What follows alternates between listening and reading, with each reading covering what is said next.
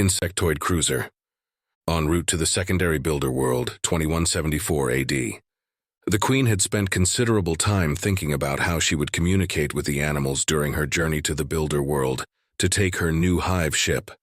Her new sister, the Commander Drone, had already arrived in another cruiser outside the Animal Patrol range and was awaiting her arrival in the void between systems.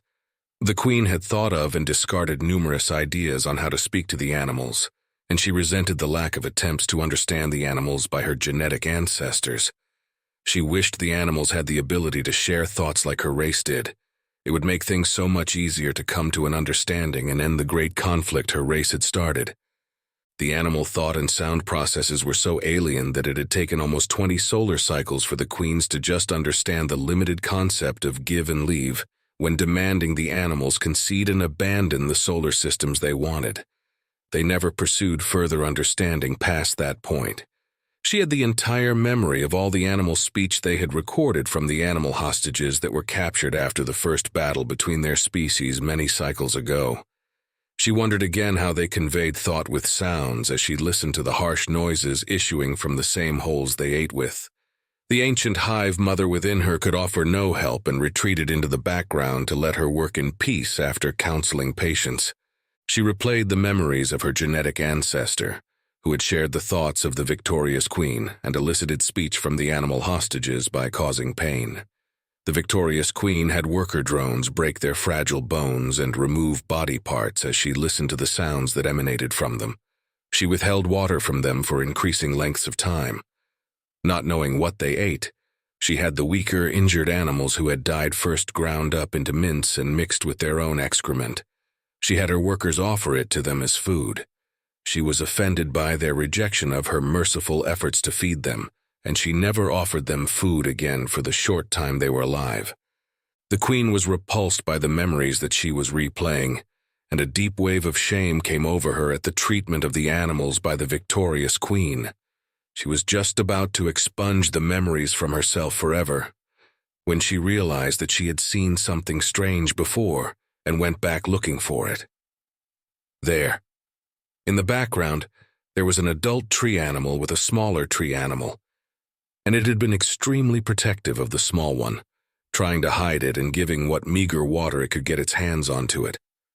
The Queen had everything else around these two animals fade away in her mind, and she focused on their interaction as she had the memory progress. The larger tree animal was making shapes with its tarsal claws, and the smaller one was doing the same thing in response. Only then did she notice that they never used their holes to make noises.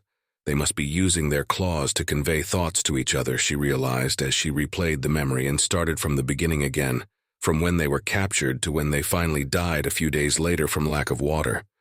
She committed every movement to memory, and she thought she could understand the concepts of some of them as she connected certain tarsal movements to actions that followed. Her mind worked furiously at deciphering more meaning, and she tapped into the nearby drones and incorporated their minds into her task, knowing that they would burn out from the intensity she was using them at. After a few hours and burning up over 60 worker drone minds, she finally had to stop as she threatened to irrevocably damage her own mind from the extraordinary effort. She was hit with a wave of exhaustion, and she retreated to her queen chambers to rest before her arrival at the builder world. As she walked through the tunnel that connected the command chamber to the queen chambers, she practiced all the tarsal claw movements she had committed to memory, getting used to the strangeness of their movements. She arrived at her chambers and settled herself into the soft nest of webbing and plant fibers that she had made for herself when she had first arrived on the cruiser. She forced herself to sleep, dreaming of tarsal claw movements turning into animal sounds. Sometime later, she was jolted out of her rest period by powerful thoughts from the Hive mother calling to all her queen daughters to tell them of the capture of intruding animals by her queen sister in the very builder world she was heading towards. The Hive mother was praising the queen that had captured them, and the queen joined in, hiding the dismay she was feeling as she sent false thoughts of happiness and pride towards her sister. The Hive mother entered her mind, and her thoughts came to the queen. "You will help your sister in this endeavor. We need to examine their technology. She has told me that they are in a hard exoskeleton. When you arrive, the both of you will work together to discover their secrets and see what you can discern from them. Yes, Hive Mother. I will do as you command. I am grateful for my sister's diligence and look forward to working with her. We must punish the animals for this transgression. Good.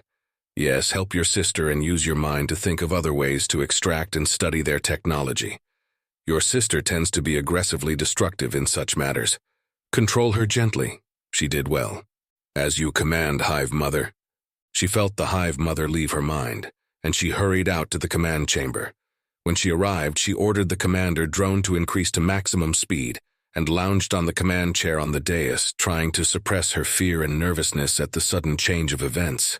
She felt the ancient Hive Mother within stirring, and she opened her mind to her thoughts. You must help the animals. They may be the only chance you have to communicate with an animal in proximity. It is likely that you will fail on a Hive ship. They will attack you outright and destroy you. The Queen acknowledged the wisdom of her words and thanked the Ancient One within for her thoughts as she receded. The increase in speed would accelerate her arrival in the Builder World system to just under 2 solar hours, and she entered into a deep thought, planning for the rescue of the animals from her sister's grasp. 2 solar hours later, the Insectoid cruiser flashed out of null space into the system and accelerated to maximum sublight speed on a direct course to the Builder World. The Queen had come up with a tentative plan to rescue the animals, and she impatiently waited for the cruiser to make the journey and get down to the planet. She went down to the depths of the ship and assembled 120 worker drones as her entourage. She walked down the ranks and communed with each one individually, enslaving them fully with her thoughts and feelings, and by releasing a secret blend of pheromones that the ancient Hive Mother within shared with her. These 120 drones, already utterly obedient to begin with, were now enslaved to her alone, and incapable of accepting commands from any other queen, not even the powerful Hive Mother. The blend of pheromones that the Ancient One had shared with her was from a bygone era, and known only to certain Hive Mothers during a time when a large segment of the worker drone population still had some semblance of autonomy and individuality before it was finally bred out of them. Another side effect of the pheromone blend was an increased aggression potential that would turn the worker drones viciously lethal at her command, an unexpected capability that is not normally possible in docile worker drones. She waited down there with them until the ship landed on the Builder World on the outskirts of the primary hive, and she marched off the cruiser with her entourage of worker drones surrounding her. Outside the main entry to the hive, she ordered 40 drones to stay and await her commands. She sent another 40 to ready her new hive ship, and she entered the hive with the remaining 40. Taking more drones than that with her would insult her sister and arouse suspicion, and she needed to tread carefully from here on out. She headed directly for the nexus of the hive to join her sister and see the animal hostages. Her sister sent thoughts to her mind, and she accepted them. Welcome to my hive, sister. Thank you for coming. You did well by capturing these disgusting animals alive. How did you do it without killing them? I invaded their minds with my thoughts, and their brains reacted negatively to the intrusion and caused them what I think is tremendous pain before they shut down. The Queen noted the malicious pride evident in her sister's thoughts as she continued deeper into the hive. Good. They should suffer for daring to defile one of our worlds. Have you penetrated their exoskeletons yet? I tried on one. I removed its 4 arms, and it made noises while leaking its ichor. It died soon after. I tried to enter its mind before I did this, but there is no order in the animal brain, and I detected no thoughts. How did these animals make ships if they could not think? They do not even taste good. Their flesh is sour. The Queen suppressed the horror she felt at her sister's comment about eating the unfortunate animal. We will find out, sister. Hive Mother commanded me to help you discover their secrets. I know. I await your arrival. It was time for the second part of her plan, and she found it easier to lie the more she did it. Before I enter the Nexus, I wish to inspect the new soldier drones that you have bred in this hive. Hive Mother tells me that they are to be bred throughout the hives because you did excellent work on them. She felt an outpouring of pride coming from her sister, and she knew the lie had worked. Do as you wish. I will give you 6 of them to take with you for your own breeding efforts as a thank you for your assistance with the animal hostages. The Queen reached the tunnel before the Nexus entryway that led to the soldier drone chambers and went into it, emerging in a large, dim cavern that was filled with over 100 soldier drones in various states of activity. They all stopped what they were doing at her entrance and silently assembled into a formation. The Queen stopped in front of the first one, ready to flee if her attempt to enslave it failed. She communed with it and released a slightly different blend of pheromones from the one she released to the worker drones. She entered the soldier drone's mind, and she saw the change that put it unequivocally under her command. She repeated the process as quickly as she could, and after they had all undergone the change, she left and entered the main nexus, where her sister awaited her. Now it was time for the third part of her plan. She saw her sister in the middle of the nexus on a raised dais, and she walked over and stopped before her, bowing to show her respect to the Queen of the Hive she was in. "The animals are this way. There were 3 others that almost escaped. One must have been a soldier caste animal. It killed many of my drones and soldiers before killing itself and taking even more with it in its death. The other 2 were captured alive, though I think one will die soon. It fought to save the other animal, but that one was too dull of mind to flee. Maybe it is mentally defective." The Queen did not respond and continued to follow her sister, waiting for her chance to execute the third part of the plan.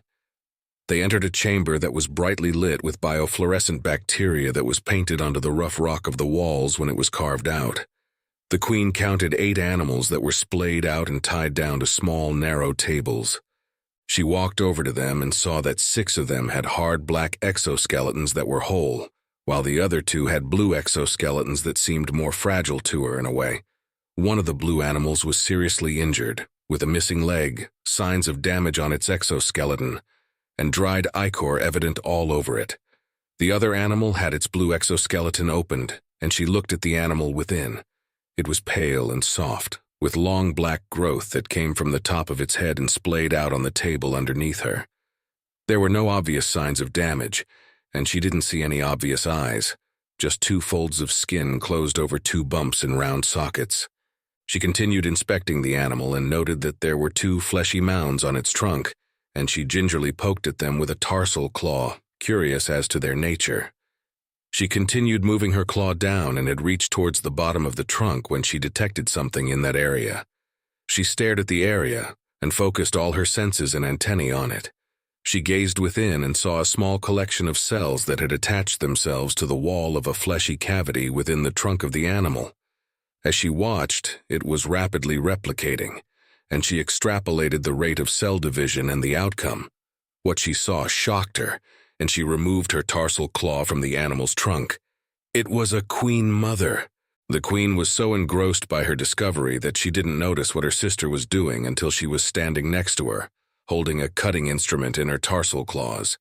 Her sister activated the instrument, startling her, and was just about to stick it into the animal queen when the ancient one within her took control of her body and seized the cutting instrument from her sister, plunging it into the top of her head and piercing her brain, killing her instantly as the reciprocating instrument tore up the brain pan. The Queen reasserted control of her body, and the instrument dropped from her claws, vibrating loudly against the stone floor as she stared at the lifeless body of her sister lying on the floor in shock. "I had to do it. You were too engrossed in the animal to save it in time.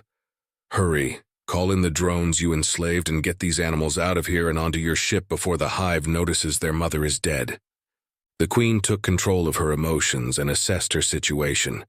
She sent thought commands to the enslaved soldier drones and called them to the chamber she was in, as she thought about how to get the animals out.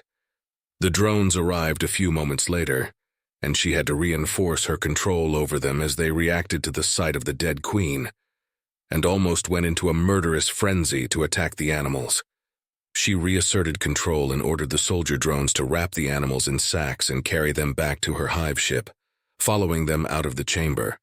They had gotten out of the Hive successfully, and she led the soldiers carrying the animals towards the nearby shipyard as her worker drones encircled them in a formation, clearing a path. They were almost at her new Hive ship when she detected activity behind her and turned around. A massive swarm of worker and soldier drones were pouring out of the Hive, and they spotted her group and surged towards them at full speed. The Queen ordered the workers to take the sacks from the soldier drones and run to the Hive ship. Then she ordered the soldier drones to defend her ship. She turned and ran, following the workers as they went up the ramp and into the massive Hive ship, carrying the sacks with the animals in them. The ramp started closing behind them, and she turned and watched as her enslaved soldiers charged at the approaching swarm, following her last order and defending their queen to the death. The ramp finally closed, and the Queen hurried to the command chamber to input the final commands to activate the atmospheric drives and flee the planet. She arrived in the command chamber and went about entering the final commands when an alert came on the screens. In near orbit, there were dozens of exit flashes, and animal ships dropped out of null space, firing on any nearby Insectoid ships. There were dozens more exit flashes on the other side of the planet, and massive animal carriers and battleships appeared, releasing the deadly small animal ships they carried while the battleships surged towards the Hive ships and cruisers that were in orbit near them. The Queen felt an overwhelming sense of failure as she realized that her Hive ship would never make it to orbit before being destroyed. She accepted her fate with quiet dignity and waited for the animal ships to bombard her when the ancient Hive mother within urged her to activate the null space drive. "I can't. The explosion will kill billions of innocent drones and destroy thousands of ships. Do it, or trillions of drones will die, and our genetic lines will perish." The Queen entered coordinates that were far outside of Insectoid space and activated the null drive.